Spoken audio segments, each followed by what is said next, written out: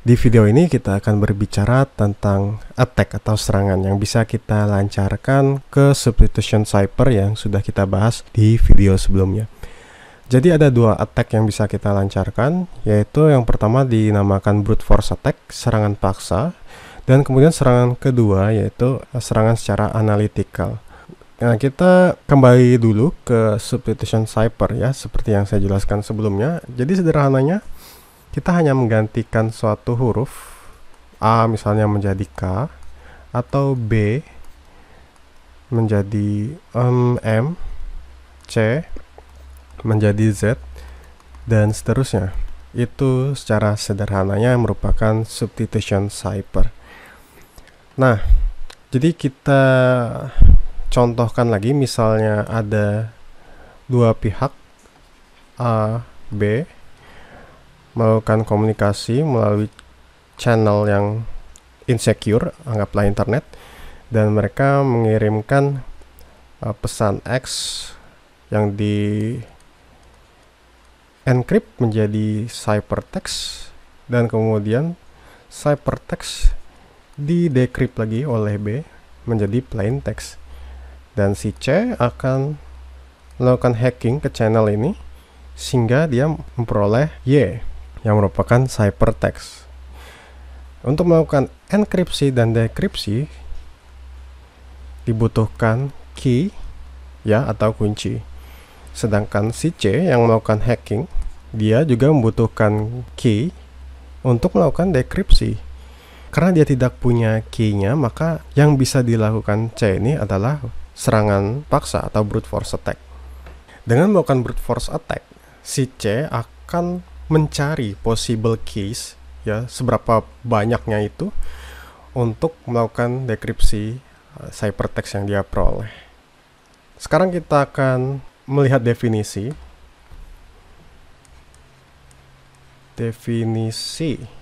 dari brute force attack.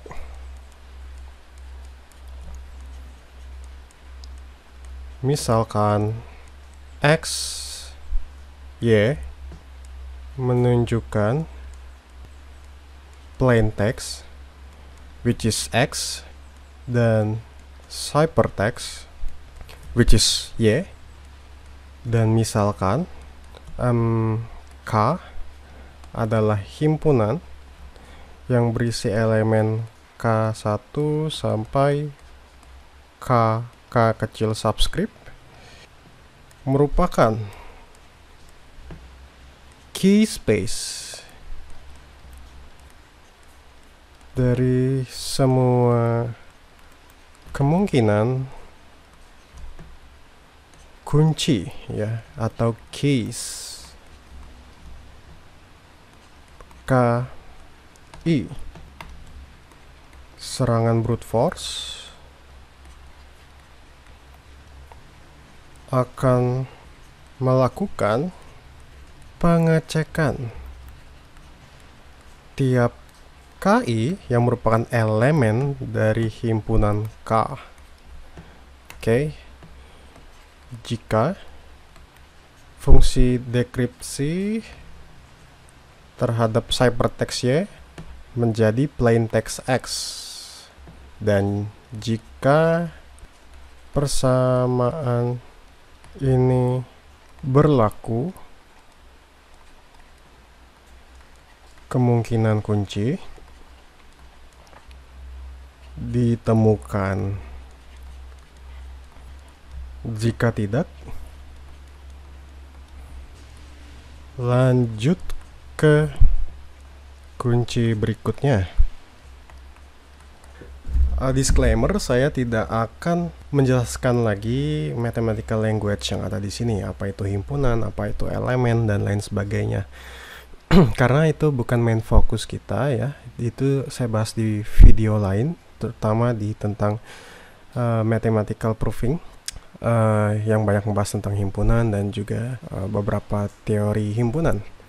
Tapi di sini kita tidak akan membahas tentang mathematical language-nya, karena asumsi saya juga bahwa yang menonton ini memiliki basic foundation untuk matematik.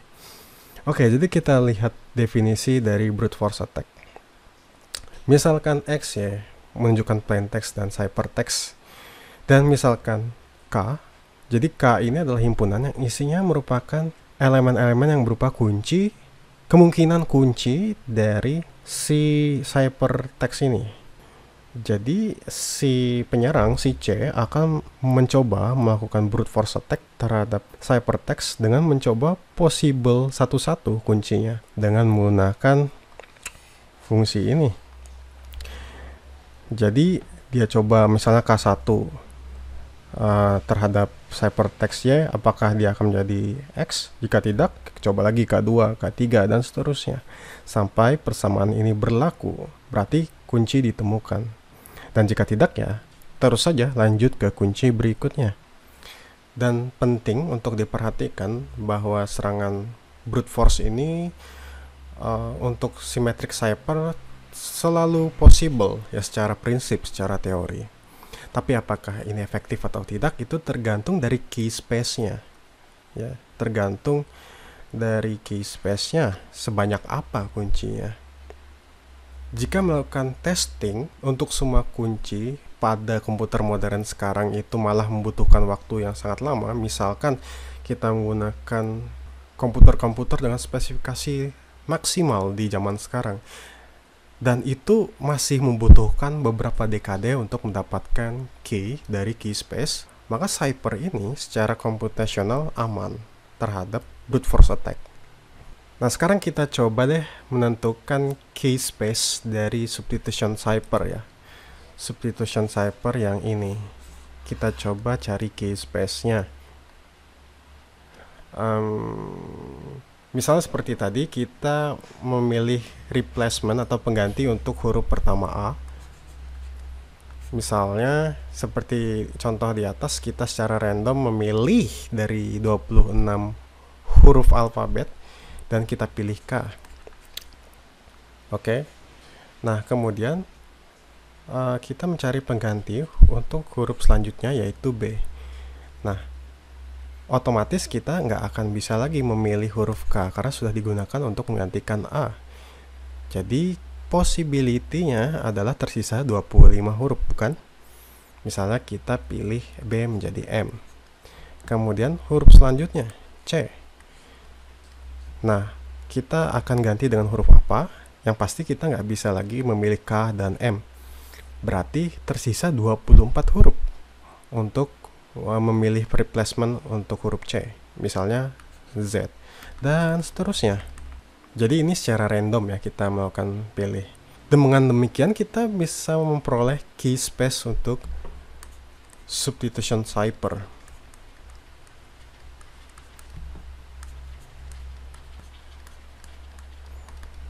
Karena tadi kita memilih huruf pertama, itu ada 26 possible letter atau 26 kemungkinan huruf, maka dia 26.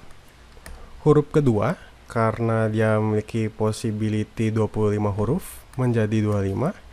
Kemudian huruf ketiga kita replacement dengan possibility 24 huruf. Dan seterusnya. Ini sama dengan 26 faktorial, yang ternyata ini mendekati 2 pangkat 88. Wow. Bahkan dengan beratus-ratus ribu PC zaman sekarang dengan kemampuan yang maksimal akan membutuhkan beberapa dekade untuk mencari key atau kunci di sini. Bayangkan, membutuhkan beberapa dekade dengan menggunakan high-end PC. Maka kita bisa saja berkonklusi, wah ini sudah aman, yay, kita nggak perlu kriptografi lagi, cukup sampai di sini kuliah kita. Karena ya dibutuhkan waktu yang sangat lama untuk memecahkan cipher ini. And hacker will like, not so fast break. Ternyata ada serangan yang lebih efektif lagi untuk melakukan break terhadap substitution cipher yang disebut sebagai letter frequency analysis yang kita akan bahas dalam beberapa saat ini. Ini adalah serangan kedua yang disebut sebagai letter frequency analysis. Dan di brute force attack sebelumnya kita menganggap cipher sebagai black box ya. Sedangkan di sini kita melihat substitution cipher dengan serangan analytical ya, karena ternyata ada pattern yang bisa kita lihat. Kelemahan utama dari cipher adalah setiap plain text ya, simbol-simbol plain text tersebut selalu akan mapping ke simbol ciphertext yang sama. Yang artinya bahwa sifat-sifat statistik dari plain text itu juga akan terlihat di ciphertext. Jika kita lihat dari contoh di sini yang tulisan warna biru, kita lihat bahwa huruf Q itu sangat sering ya muncul di teks. Bisa lihat ini.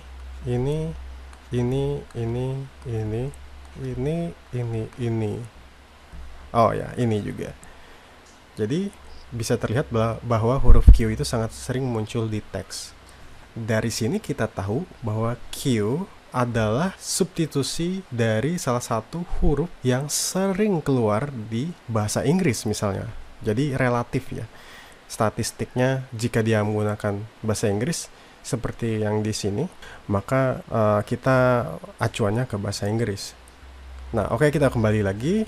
Sifat-sifat bahasa bisa kita eksploitasi. Nah, yang pertama adalah kita menentukan frekuensi dari tiap huruf ciphertext. Distribusi frekuensi ya, dari teks yang sudah dienkripsi itu akan mendekati dari bahasa yang digunakan secara umum. Huruf yang paling sering keluar bisa dengan mudah kita spot ya di ciphertext. Contohnya di bahasa Inggris huruf E itu adalah huruf yang paling sering keluar. Misalnya kita lihat di sini sekitar 13%, dan huruf T itu adalah huruf kedua yang paling sering keluar sekitar 9%, dan huruf A adalah huruf ketiga yang paling sering keluar sekitar 8%, dan selanjutnya yang terlihat di tabel ini. Nah, kemudian kita bandingkan lagi dengan ciphertext di sini. Seperti yang sudah dikatakan sebelumnya ya, bahwa huruf Q di sini adalah huruf yang paling sering keluar. Jika kita mapping Q dengan E, bahwa terlihat Q ternyata memang E. Ya, ini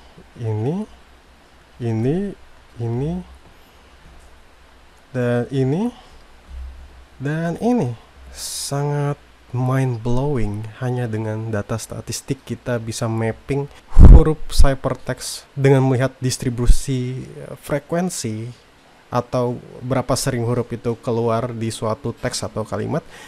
Kita bisa langsung mapping ke huruf plain text yang sebenarnya. Metode ini bisa digeneralisasi dengan melihat pasangan atau triple ya, atau quadruple. Dan selanjutnya dari simbol-simbol ciphertext. Contohnya di bahasa Inggris dan beberapa bahasa Eropa lainnya, huruf Q itu selalu diikuti dengan huruf U. Nah, perilaku ini bisa kita eksploitasi untuk mendeteksi substitusi dari huruf Q dan huruf U. Nah, jadi apa pelajaran yang bisa kita ambil? Cipher yang bagus itu harus menyembunyikan properti statistik dari plain text yang dienkripsi. Simbol-simbol ciphertext harus terlihat random ya, dan juga bahwa key space yang besar, jumlah kunci yang banyak, atau jumlah kemungkinan kunci itu tidak selalu cukup untuk fungsi enkripsi yang lebih kuat.